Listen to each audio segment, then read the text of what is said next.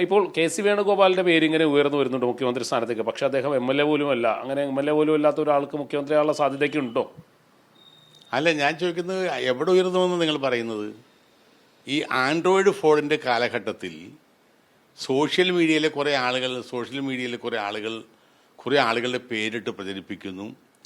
അത് കേരളത്തിലെ മാധ്യമങ്ങൾ പെരുപ്പിച്ച് കാണിക്കുന്നു എന്നല്ലാതെ ഇത്രയും ദിവസമായിട്ടും ആരുടെയും പേര് പാർട്ടിയുടെ ഉന്നതങ്ങളിൽ, പാർട്ടിയുടെ ഹൈക്കമാൻഡേയോ അല്ലെങ്കിൽ KPCC നേതൃത്വത്തിൻ്റെയോ മുന്നിലേക്ക് ഇന്ന് ഒരു പേരും ഉയർന്നു വന്നിട്ടില്ല.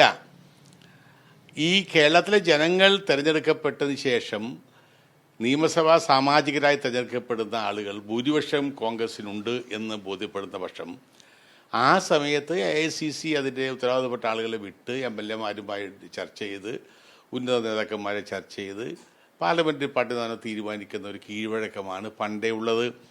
അതിനു മുമ്പ് ഇവിടെ ഞാനടക്കമുള്ള ആളുകൾ പറഞ്ഞിട്ട് എന്താ, ഞാൻ MLA അല്ല, MLA ആകാനും പോകുന്ന ഒരാളല്ല.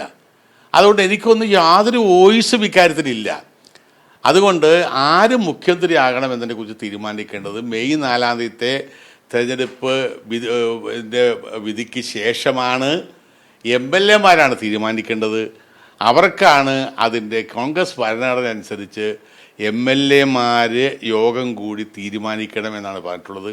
അവർ തീരുമാനിക്കട്ടെ. അതിനകത്ത് ഗാലറിയിൽ ഇത് കളി കാണുന്നത് ഞങ്ങൾക്കൊന്നും യാതൊരു കാര്യവുമില്ല എന്നാണ് എനിക്ക് പറയാനുള്ളത്. ഈ VD സതീശൻ അടക്കമുള്ള ആളുകൾ മുഖ്യമന്ത്രി സ്ഥാനത്തേക്ക് വരുന്നതിനോട് അങ്ങെങ്ങനെയാണ് കാണുന്നത്? ഇപ്പോൾ രമേശ് ചെന്നിത്തലയുടെ പേരുകൾ വരുന്നുണ്ട്, VD സതീശൻ്റെ വരുന്നുണ്ട്. ഈ സമരത്തിൽ നിന്ന് മാറി നിൽക്കുന്ന ആളുകൾക്ക് പകരം സമര നേതാക്കൾ വരുന്ന ഒരു സാഹചര്യം വേണമെന്നാണോ അങ്ങയുടെ ഒരു അഭിപ്രായം? അല്ല, പോരാട്ടങ്ങളിലൂടെ വന്നവർക്ക് അല്ലേ. ഞാൻ പോരാട്ടങ്ങളിൽ വന്നൊരാളായതുകൊണ്ട് കുറേ ദിവസങ്ങളായി എല്ലാ ദിവസവും രാത്രിയാകുമ്പോൾ അതിനെക്കുറിച്ച് ചിന്തകളാണ്, സ്വപ്നങ്ങളാണ്.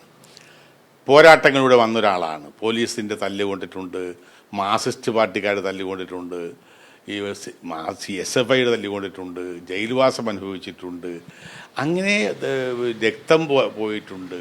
ഇതുപോലെയുള്ള ത്യാഗങ്ങളിലൂടെ വന്ന ഒരാൾക്കാണ് എനിക്ക് അവരെക്കുറിച്ച് പറയാൻ കഴിയും. കാരണം ഞാൻ അങ്ങനെ വന്നിട്ട് ഒരാളായതുകൊണ്ടാണ്, അതുകൊണ്ട് മാത്രം പറഞ്ഞു പോയതാണ്. അല്ലാതെ അതൊന്നും അനുഭവിക്കാത്ത ഒരാളെ ആക്കരുത് എന്ന പക്ഷം എനിക്കില്ല.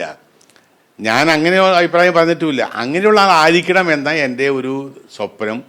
ആ സ്വപ്നം ഞാൻ എൻ്റെ ഫേസ്ബുക്കിൽ, എൻ്റെ അഭിപ്രായങ്ങൾ പറയുന്ന ഫേസ്ബുക്കിൽ ഞാൻ അത് കുറിച്ചു എന്ന് മാത്രമേ ഉള്ളൂ.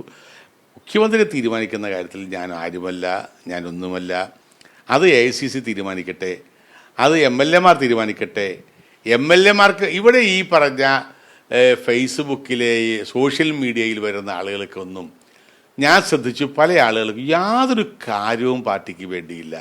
ഒരു ബൂത്തിൽ പോയി വോട്ട് ചോദിക്കാൻ പറ്റാത്തവൻ, ഒരു ഇലക്ഷൻ വർക്കിന് പോകാത്തവൻ, രാവിലെ എഴുന്നേറ്റ് ഈ ഫോണിൽ കുത്തിയിരുന്നു കൊണ്ട് കമൻറ്റുകൾ എഴുതുകയും അഭിപ്രായങ്ങൾ രൂപീകരിക്കുകയും ചെയ്യുന്ന പ്രവണത കോൺഗ്രസിന് ഒരിക്കലും ഗുണം ചെയ്യില്ല എന്ന അഭിപ്രായക്കാരാണ് ഞാൻ. അത് തന്നെയാണ് അവസാന ചോദ്യം.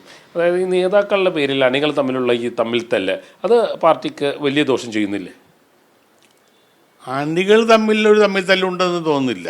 കാരണം ഞാൻ ഈ സൈബർ യുദ്ധം നടക്കുന്നുണ്ട്. ആ സൈബർ യുദ്ധം എന്ന് പറയുന്നത് എവിടെയാണ്? ഞാൻ ആ സൈബർ എല്ലായിടെയും ഞാൻ ചില കമൻറ്റുകൾ ശ്രദ്ധിച്ചു. ആ കമൻറ്റുകൾ ഇട്ടിരിക്കുന്ന കുറേ ആളുകൾ ചില ഗ്രൂപ്പുകളാണ്. ചില ആളുകൾ ഒരു കാര്യവുമില്ലാത്ത ആളുകളാണ്. ചില ആളുകൾക്ക് ചില വർഗീയ ചുവയുള്ള ആളുകളാണ്. അവരൊന്നും കോൺഗ്രസ് പ്രവർത്തനത്തിൻ്റെ ഭാഗമായിട്ടുള്ളവരല്ല. മറ്റു പാർട്ടിക്കാർ നുഴഞ്ഞു കയറുന്നു എന്നാണ് പറയുന്നത്. മറ്റ് പാർട്ടിക്കാർ നുഴഞ്ഞു കയറുന്നു, ഫേക്ക് ഐഡികൾ ഉണ്ടാക്കി കുറേ ആളുകൾ ഇത് ചെയ്യുന്നു. ഇത് PR, ഈ പൈസ കൊടുത്തുള്ള PR വർക്കിൻ്റെ ഭാഗമായി ചെയ്യുന്നു. ഇതൊന്നും കോൺഗ്രസിൻ്റെ അണികളെ തമ്മിൽ തല്ലിക്കാനോ കോൺഗ്രസിൻ്റെ ശക്തിയെ കുറച്ച് കാണിക്കാൻ കഴിയുകയില്ല എന്ന പക്ഷത്തിലാണ് ഞാൻ. കാരണം ഈ പേരുകാർക്കൊന്നും ഈ പാർട്ടിയിൽ യാതൊരു കാര്യവുമില്ല എന്നാണ് എൻ്റെ കണ്ടുപിടുത്തം. അപ്പം തന്നെ MLA അല്ലാത്ത ഒരാൾക്കും വേണമെങ്കിൽ മുഖ്യമന്ത്രിയാകാം. ആർക്കും മുഖ്യമന്ത്രിയാകാം, എന്താ കുഴപ്പമില്ല. ഞാനിപ്പോൾ MLA ആകാത്തൊരു മുഖ്യമന്ത്രി ആകും എന്ന് പറഞ്ഞുകൊണ്ട് ഞാൻ ഒരാളെ പിന്തുണക്കുന്നില്ല. AK ആണെങ്കിൽ 2 പ്രാവശ്യം കാലത്ത് മുഖ്യമന്ത്രി ആയില്ലേ? EK നായാൽ മുഖ്യമന്ത്രി ആയില്ലേ? അതുപോലെ എത്രയോ സമയങ്ങളിൽ ഓരോ സന്ദർഭങ്ങൾ ഉണ്ടായിട്ടുണ്ട്. അത് ഇന്ത്യയിൽ പല സ്ഥലത്തും ഉണ്ടായിട്ടില്ലേ? അത് രാഷ്ട്രീയ സാഹചര്യങ്ങൾക്കനുസരിച്ചുണ്ടാകുന്ന തീരുമാനങ്ങളാണ്. അത് MLA മാർ തീരുമാനിക്കും. MLA മാർക്കാണ് അവകാശം. ആ MLA-മാരുടെ അവകാശങ്ങൾ കൈകടത്താൻ ഞാൻ ആരുമല്ല. അതുകൊണ്ട് എന്നെ വെറുതെ വിടുക.